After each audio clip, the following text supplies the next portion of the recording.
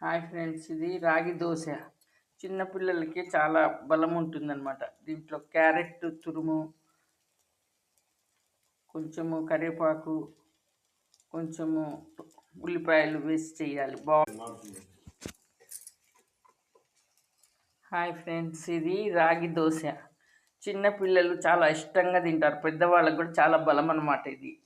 ఇది తయారు చేసుకునే విధానము, కొంచెము రాగిపిండి తీసుకోవాలి. ఒక గ్లాస్ రాగిపిండి తీసుకోవాలి. 2 గ్లాసు రాగిపిండి తీసుకొని, ఒక గ్లాస్ ఏమో మైదా పిండి తీసుకోవాలి. ఆ తర్వాత కొంచెం సాల్ట్, కొంచెం జీలకర్ర వేసి కలపాలి. ఉల్లిపాయలు, పచ్చిమిరపకాయలు వేయాలి. కరివేపాకు తురుము, పచ్చిమిరపకాయలు, ఉల్లిపాయలు వేసి చేయాలి. పిల్లలకి చాలా ఇష్టంగా ఉంటుంది, బాగుంటుంది టేస్ట్. ఇది కలిపే విధానం అన్నమాట. ఇదేమో తయారు చేసే విధానం. దోశ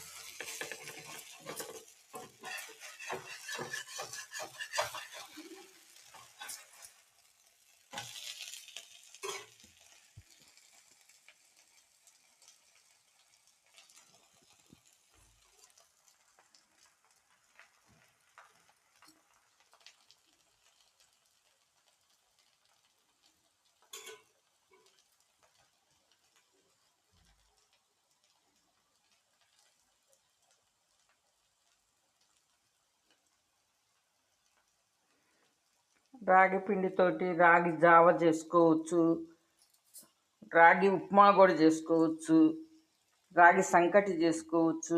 చాలా రకాలు చేసుకోవచ్చు అన్నమాట. Healthy food. రాగి లడ్డు కూడా చేసుకోవచ్చు.